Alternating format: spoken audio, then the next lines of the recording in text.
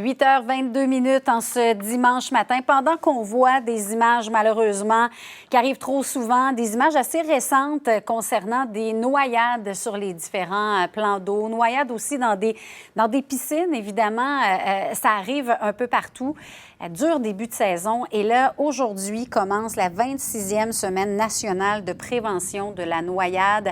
Et on ne peut pas passer à côté. Reynald Dawkins, directeur général de la Société de sauvetage, qui est avec moi ce matin. Bonjour. Bonjour à vous. On a des beaux sourires, mais malheureusement, là, encore une fois, c'est un début de saison extrêmement difficile. Là. Oui, selon nos évaluations, à partir de la collecte des données que les médias nous rapportent, on estime à 36 personnes qui sont décédées à cause de l'eau. La majorité étant d'origine récréative. J'ai un cas qui c'est un accident de la route où on est tombé dans un ravin. Le reste, c'est essentiellement activité de baignade, activité de sport nautique, parce que 8 fois sur 10, les gens ne portent pas ce genre de dispositif de flottaison-là. Alors, juste ça là, ferait en sorte qu'on aurait facilement 10 cas de moins cette année. Ah, oui? Oui, parce que les sports nautiques sont vraiment beaucoup plus nombreux que l'année dernière à pareille date. Là, ce qui veut dire que c'est pas obligatoire de porter une veste de sauvetage. La réglementation, ça devrait pas le devenir? La réglementation fédérale vous dit que vous devriez en avoir en nombre et en taille appropriée. Nous, on dit, tu la portes, porte-la donc. Hein? Okay. L'idée, c'est cette notion-là. La position de la Société de sauvetage, c'est inférieur à 6 mètres. Donc, toutes les embarcations facilement chavirables, canot, kayak, motomarine, petite chaloupe verchère, là, qui fait que les gens se retrouvent par-dessus bord facilement parce qu'ils ont chaviré. Bien, s'ils n'ont pas mis leur veste de flottaison, fait en sorte que, justement, ils vont se retrouver dans nos statistiques, puis c'est pas ça qu'on désire. Et encore, là, l'actualité nous l'a démontré là, il y a quelques jours à peine sur le fleuve, là, où on avait une personne qui portait la veste, on l'a récupérée, une personne qui ne portait pas la veste, on l'a cherchée pendant plusieurs journées.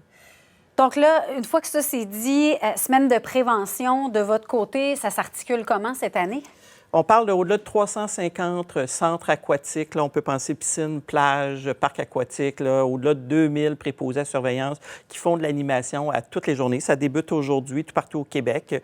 On a envoyé à tous ces centres-là, justement, des affiches, des dépliants, des jeux même pour pouvoir permettre d'initier les plus jeunes à cette notion-là de sécurité.